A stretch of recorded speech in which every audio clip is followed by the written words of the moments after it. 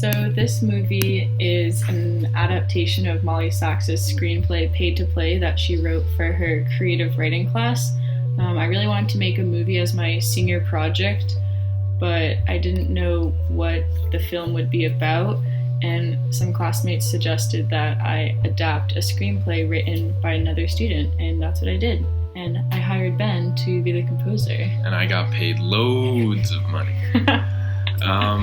So you want to talk about just what you kind of decided to do with this So this intro scene, I wanted to kind of get a feel of the high school, and at first I wanted to walk around the school with a GoPro, but that did not turn out very well, and I thought this was a lot better because it's kind of the beginning of the school day, and then we get more into the school day as the movie progresses.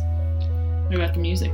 So the music, there was a pretty simple chord progression and type of chord that I really wanted to use in this introduction, and it comes back over and over throughout the movie. And what it is it's a certain type of seventh chord, but in layman's terms, what it is there's like a major chord and a minor chord that are sort of played at the same time in the same chord, so it gives that happy sort of major sound, but at the same time there's the minor part. And here, as we see, just a closing scene into the first scene of the movie.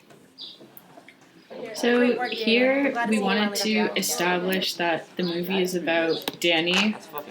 So the story is about Danny and Meg, but more about Danny. So here we see mostly the camera focused on Danny. We don't even see Meg yet until right here. You can see her vaguely in the back, but as you notice, we focus mainly on Danny, and especially here when they meet up at the door and Meg walks past him and hands him back the money, the camera stays with Danny rather than following Meg out the door.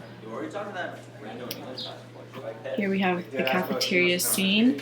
As you can see, Ben, our composer, had to do some acting here.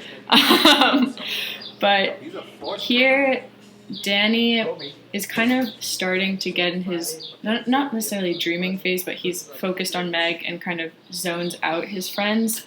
And to show this, we focused mainly on the money and just had his friends talking in the background, but we're mainly focused on Seb's interaction with Meg across the cafeteria. And yeah, it's really focusing on how he's sort of losing focus with what he's normally in touch with. And this is actually a theme that recurs throughout the movie, as we'll talk about later. So here, Seb is continuing to talk about what they were talking about before because he was zoning out. And here at basketball practice, we continue with the theme of zoning out. They're just doing their layup lines, regular casual practice. And Seb, playing Danny, gets hit with the ball because he's not paying attention. So you think everything's fine, going well. Danny, and then all of a sudden, he gets past the ball and his coach yells at him. Everyone, get on the line! This is a really fun scene to film. Colby was a great actor as the coach.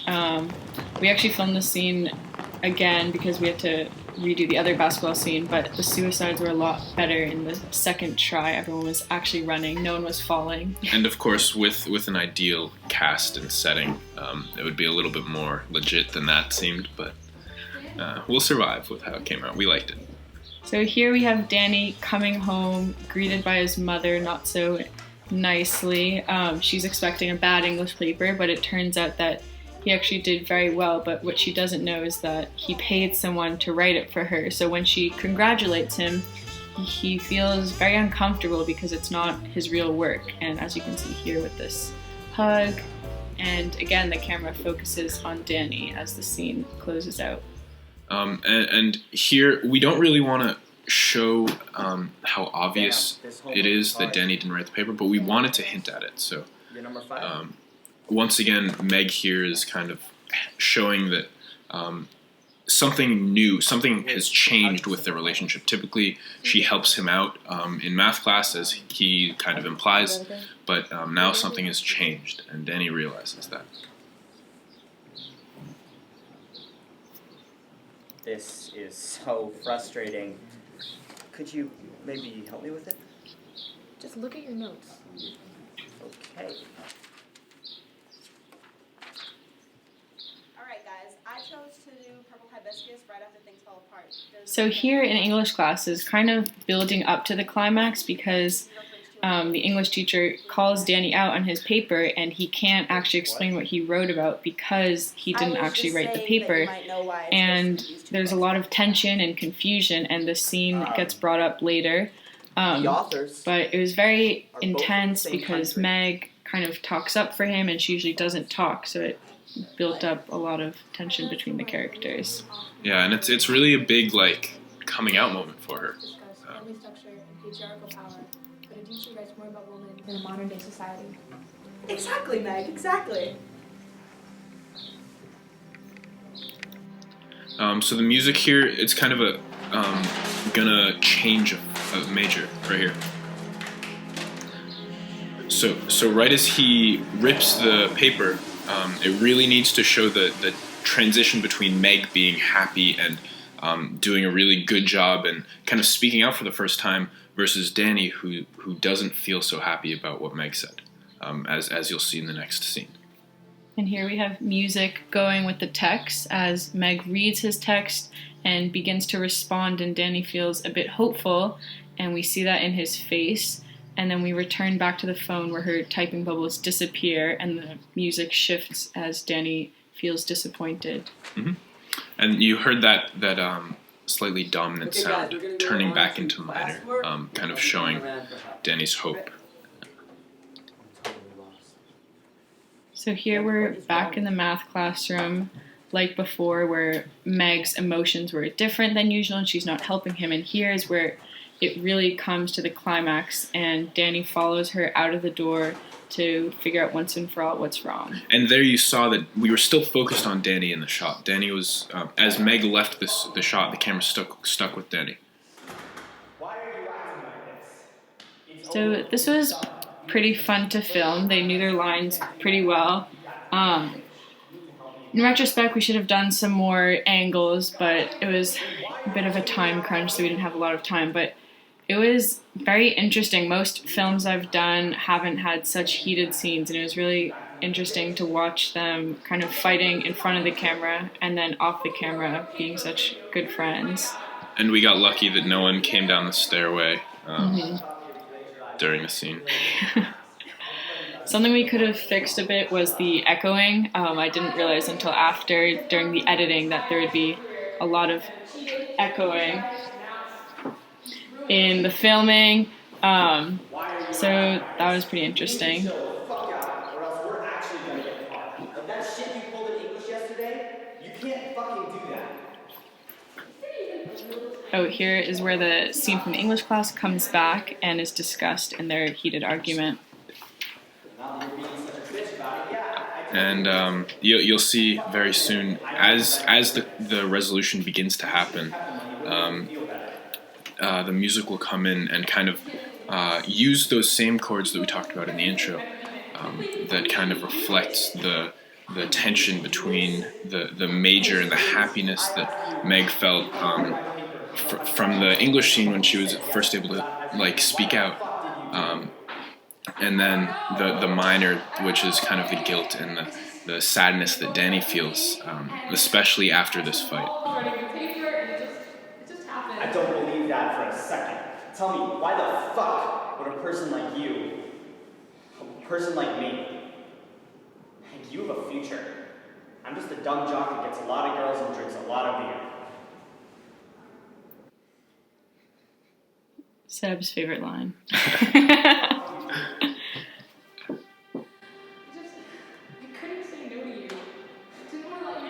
Here comes the I music. didn't care so much. Damn, I barely know you. What, do you have a thing for me or something? So that was the line that kind of made things a little awkward when he asks if she has a thing for him. Mr. Berman thinks she does. I'm not really sure. What do you think? I don't know. It's hard for me to tell. I think she sort of did, but at the same time, I don't think he realized the even if she didn't have a thing for him, I don't think Danny realized the type of relationship they had. Yeah. And he just thought it was like her helping him out. Mm-hmm. So here's where the apology comes, and the music kind of is shifting a bit to reflect that. Yeah, exactly. And for this scene, actually, the music was completely me watching the movie and thinking about what was going on in the scene, what the relationships, and placing chords in to kind of react to that. And here you'll see, like, if you look at Danny's head versus Meg's head, they're as far apart as they can be in the screen, which is kind of reflective of the sort of the conversation that they're having. Mm-hmm.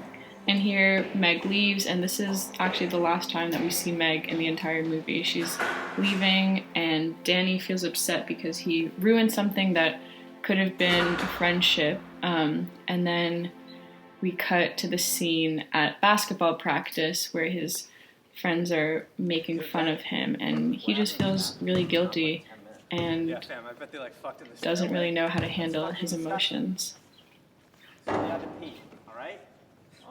So this scene was pretty difficult to film with the free throw shots.